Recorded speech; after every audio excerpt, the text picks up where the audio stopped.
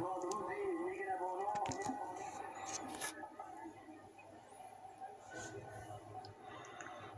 من به کمال احترام و صمیمیت بی اندازه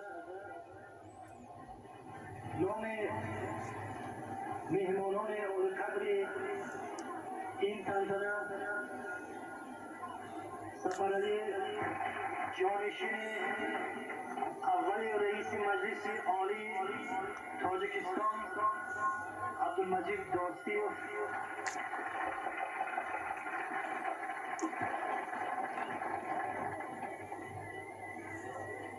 رئیس کمیته مجلس عالی تاجیکستان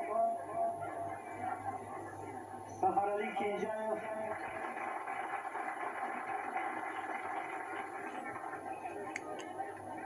جانشین رئیس شهر دوشنبه حسنارا میرزایeva، دیرکتوری تاجیک اطلس رعنا عابدovna و دیپوتات مجلس عالی محترم خیرالدین را به زبان میگیرم. خوش آمدن مهمانان عزیز. دوستان مبارکبادی اول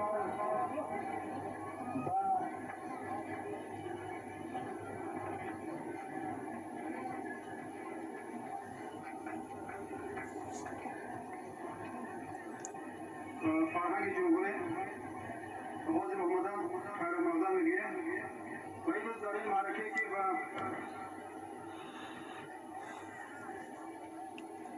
توی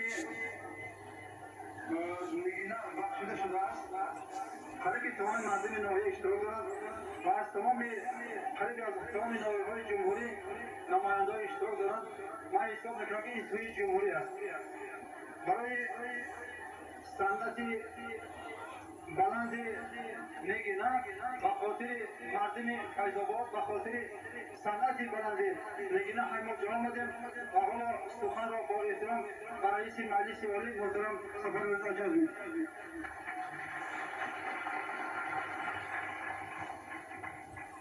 السلام علیکم همکاران عزیز، شوهران، همکاران